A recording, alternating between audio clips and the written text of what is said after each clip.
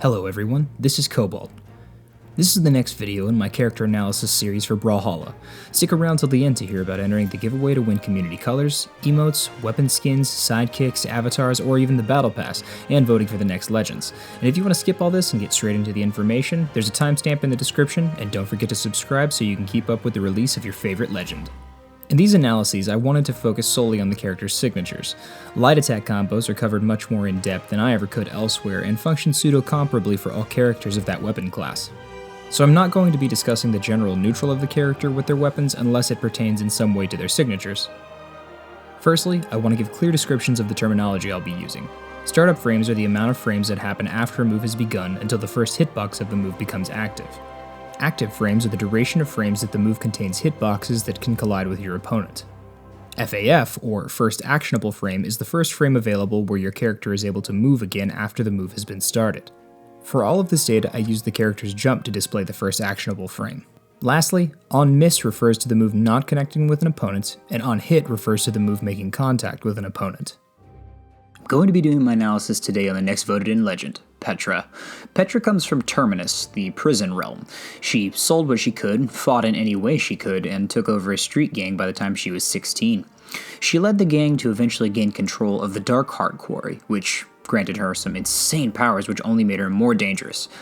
Additional artwork for today's video has been provided by Blue Flames 160. Thanks for drawing this for me, my man. I appreciate it.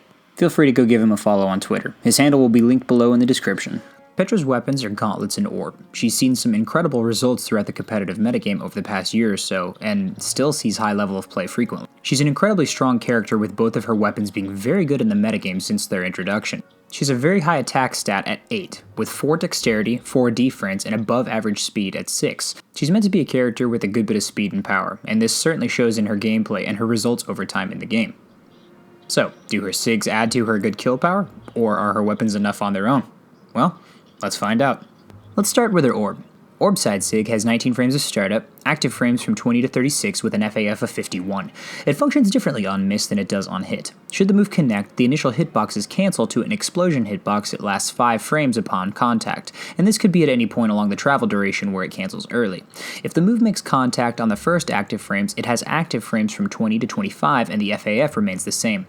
Petra launches her orb directly in front of her for a solid distance. It has average startup, but its FAF is a little below average. It has some decent coverage thanks to its range and decent active frames. It's able to cover charging opponents well even if they're doing a SIG thanks to its projectile nature and the massive disjoint between her and the hurt box. It's effective at punishing whiffed attacks and has decent KO power. It's deceptively hard to punish thanks to its low end lag, especially if spaced well, but can be jumped over, so if you see it charging up, try jumping over it if there's enough distance so you can effectively punish it. Orb neutral SIG has 17 frames of startup, active frames from 18 to 33 and 36 to 46 with an FAF of 60. It functions differently on miss than it does on hit. Should the move connect, it converts into a later hit, with additional active frames from 67 to 69 with a new FAF of 95. Petra fires a flurry of energy blasts from her hands into the air. Oh, whoops, sorry, wrong footage there. Anyway, this move is great for catching jumping opponents, those trying to recover high, and those trying to land on top of her. This move has a huge amount of active frames and slightly below average startup. It does have a decently high FAF though, so it's pretty punishable if it misses, but its coverage and utility are insane, and if you gravity cancel it near the top, it can kill insanely early. This is a good SIG in my humble opinion thanks to its active frames, but you can get punished pretty hard if you miss. Orb down SIG has 27 frames of startup, active frames from 28 to 36 with an FAF of 52. If performed offstage or airborne, the active frames extend from 28 to 49 with the same FAF. It functions slightly differently on miss than it does on hit. Should the move connect, it yields an explosion hitbox that has new active frames from 28 to 34 with the same FAF of 59. Petra jumps upward before shooting a massive charged energy blast downward at the ground. This move has solid coverage at ledge, though can be punished and give your opponent a free stage position if they're at the wall and can reach your down SIG. It has a lot of startup, so outside of the edge guarding with it or as a random mix-up, I think it's probably not super useful on her kit thanks to its startup and limited upward mobility it offers her. Next up is her Gauntlets. Gauntlet side SIG has 17 frames of startup, active frames from 18 to 29 with an FAF of 52. It functions differently on miss than it does on hit. Should the move connect, it converts into a barrage of hits with new active frames from 18 to 42 and 50 to 55 with a new FAF of 70. Petra charges forward, and if it connects, she releases a barrage of punches at her opponent. This move has average startup and decent FAF. It has a very small hitbox in front of her though, so it has limited coverage thanks to this. D-Light on most moves will beat it out honestly if she's charging at them straight on, so keep that in mind. It gets beaten out by a lot of moves, but it's an amazing punish option for both damage and knocking opponents out. Gauntlet neutral Sig has 16 frames of startup, active frames from 17 to 28 with an FAF of 51. It functions the same on miss as it does on hit. Petra performs a huge uppercut into the sky. This move has pretty good frame data. It hits grounded opponents and can combo out of side light if gravity cancelled after reading a neutral air dodge, and it KOs crazy early.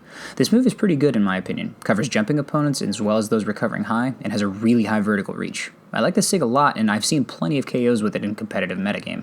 Gauntlets down Sig has 29 frames of startup, active frames from 30 to 36 with an FAF of 58.